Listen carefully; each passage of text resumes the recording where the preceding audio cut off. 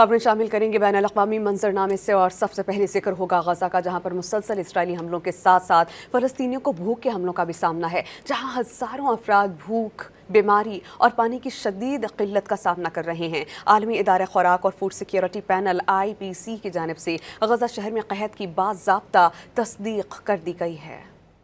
गजा में ग़िज़ाई किल्लत मज़ीद शदीद हो गई। फ़लस्तीनी अब भूख से मरने की नौबत तक आ पहुँचे।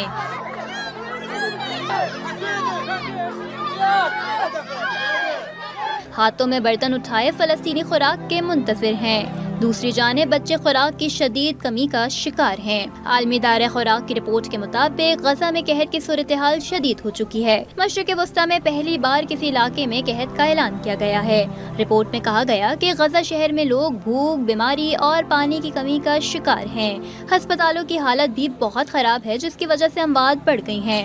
तकरीबन 2,80,000 लोग शमाली इलाके खास तौर पर गजा शहर में कहत से मुतासर हैं। दीगर इलाके जैसे दीर अल बला और खान यूनुस भी खतरे में हैं, जहां अगले महीने तक कहत की सूरत हाल बन सकती है। आलमी इदारे का कहना है कि गजा में ग़िज़ाई कमी 3 गुना बढ़ गई है, जो कहत की हद से भी ज्यादा है। गजा दुनिया का 5वां इलाका है जहाँ कहत का बाकायदा ऐलान किया गया, जबकि दूसरी जानिब आलमी इदारे और अक़वाम मुत्तहिदा के माहिरीन की रिपोर्ट इसराइली दावों की नफी कर रही है।